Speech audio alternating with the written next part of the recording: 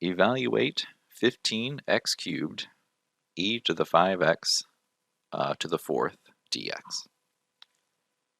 So we've got a product of functions, but the thing you want to make sure you're not jumping into is trying to apply some sort of product rule for integration, because even though we have a product rule for differentiation, we don't have one for integration. So you need to think in terms of how u-substitution could work.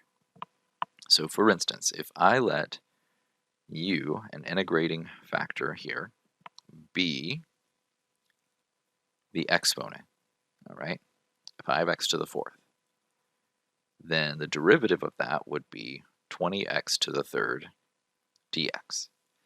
Now, choosing u as my exponent is generally how we go about doing u-substitution with exponential functions. Doesn't always work out that way, but most of the time it does. Essentially, we want u to be the function that is an inner function, and the inner function is the exponent here. And its derivative needs to look like some other part of the problem. So 20x cubed looks a lot like 15x cubed, so this is going to work great. But since that's not exactly 15x cubed, let's divide both sides by 20 and rewrite this as 1/20 du equals x cubed dx. So when we substitute, we would have this 15, which I'll put to the outside, and then e to the 5x to the fourth would be e to the u,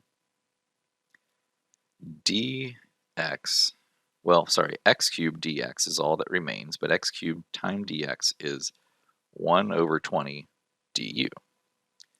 So this would be 15/20 times the integral of e to the u du. 15/20 is going to reduce to 3/4. E to the u is its own antiderivative. And we just need to go back to the original variable. So this would be 3/4 of e to the 5x to the fourth plus c.